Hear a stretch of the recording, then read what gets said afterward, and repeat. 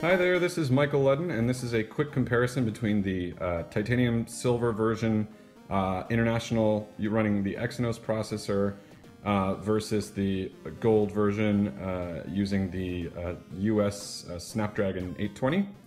I am not going to go into exhaustive tests. I'm going to tell you a little bit about my experience, and I'm going to show you a couple of quick demos, but essentially these phones perform similarly. They have similar TouchWiz jank. However, I will say that the Exynos processor runs a lot cooler in daily performance than the Snapdragon 820. I don't know what it is with Qualcomm. Very disappointed that even with this new 14 nanometer native architecture, which is what Samsung has had in the Exynos the last couple of generations and why it's been ahead, they can't get the heat issues to be fixed.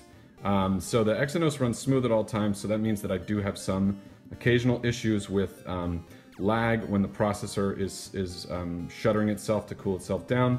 But everything else is practically the same, including feature-wise, the main difference being no bloat on the international version from carriers. Still a lot of Samsung bloat, but it's a pure Samsung bloat experience.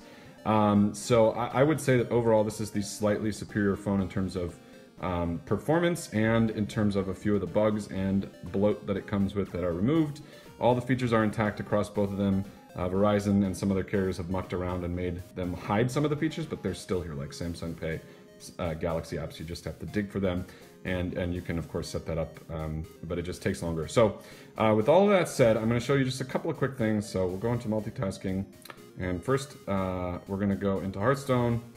And you know, as you can see, this one loads a slight bit faster. These games are not cold opening, but I am going to double tap the home key to bring up the camera, which seems to happen slightly faster here. I'm not sure if that's an animation thing, but we'll go back here, and then we'll go back into our settings here. And this one seems to load a little bit faster at the moment. This is running cool right now. I haven't been pushing it a lot, but I do also have a lot more stuff installed here. So this is very unscientific. I'll say in normal, regular use, I think the Exynos processor runs more cool, and there's slightly less jank because of the reduced complexity of adding carrier stuff, bloatware, and tweaks. But both are very, very fast, amazing phones with all the amazing features that you expect from the Samsung Galaxy S Edge series.